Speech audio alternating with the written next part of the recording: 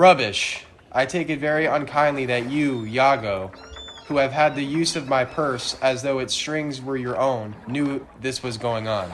For God's sakes, you won't even listen. If I even imagine this, then hate me. You told me you hated him. Despise me if I don't. 3 of our greatest city dignitaries approached him with a petition to make me his lieutenant. I swear I know my value. I'm worth no less than a rank. But he sweeps them aside with a bombastic beating about the bush, with a speech horribly stuffed with military language, and in conclusion, cuts the ground from under their feet. Indeed, I have already chosen my officer. And what was he? Believe it or not, a great theorist. One Michael Cassio, a Florentine, a fellow who never put a squad on the battlefield, who knows as much about war as a spinster does, apart from the theory of it that you can get from books.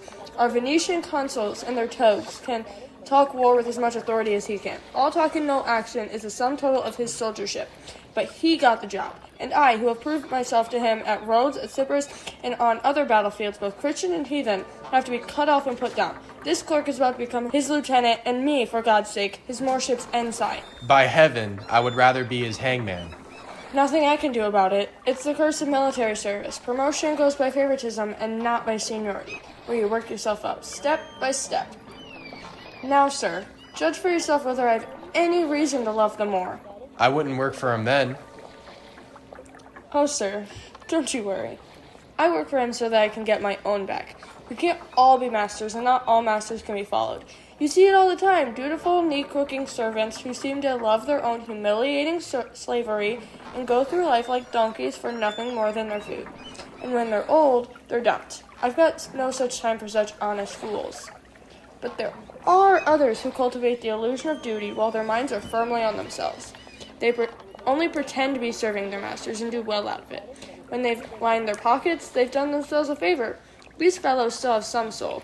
I have to tell you that I am one of them. As sure as you are Rodrigo, if I were the Moor, I would not want to be Iago. In serving him, I am only serving myself. As heaven is my judge, I don't do it for love and duty, but only seem to be doing that, and it's for my own special benefit. If my outward actions were a true reflection of what's in my heart, then I might as well wear my heart on the outside for jackdaws to peck at. I am not what I am. What's the thick lips got that he can get away with this?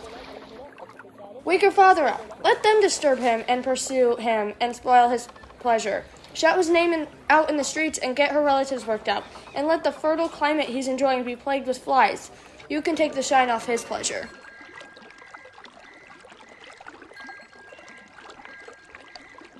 This is her father's house. I'll call aloud. Do that. Do it loudly and urgently, as though the house were on fire. Hey, Brabantio! Signor Brabantio!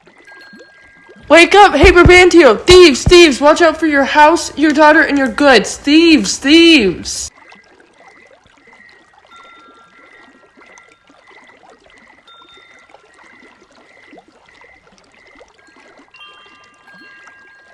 What's all this noise? What's going on down there? Signor, is all your family inside? Are your doors locked? Why?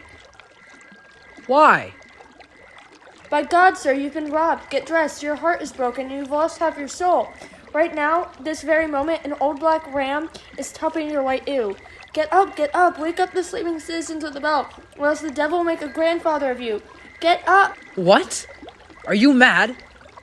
Signor, do you recognize my voice? No. Who are you? My name is Rodrigo. Not you.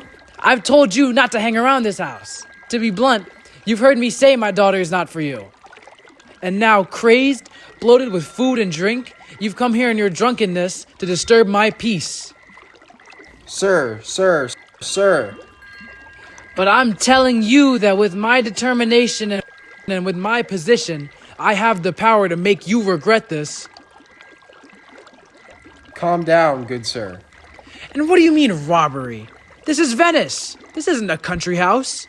I've come to you in all honesty. By God, wounds, sir. You're a man who wouldn't serve God even if the devil told you to. You think we're ruffians when we've come to do you a favor. You'd rather have your daughter covered by an African horse.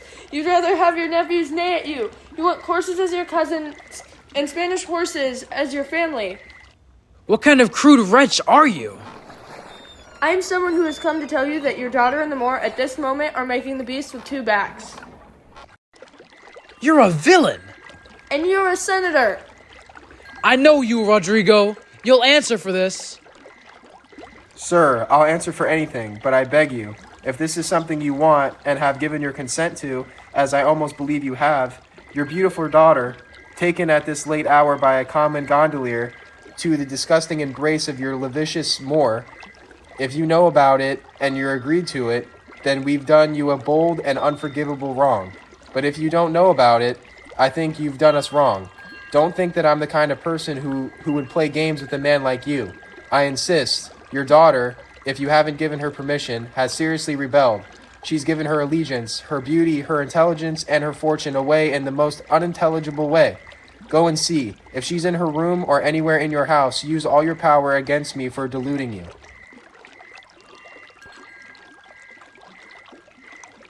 Light the lamps. Give me a candle. Wake my people up. This is like the dream I had. I must go. It would be unwise, considering my position, to be turned over to the Moor.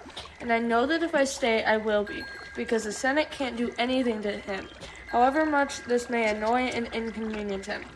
That's because he's about to be sent to the Cyprus wars that they're planning right now. They hate to have to use him, but there's no one else of his ability to lead their business. So although I hate him as much as I hate all the torments of hell, I have to make a pretense of love. But it's only a pretense, so to be sure of finding him, lead him to the Sagittary Inn, and I'll be there with him. So, goodbye.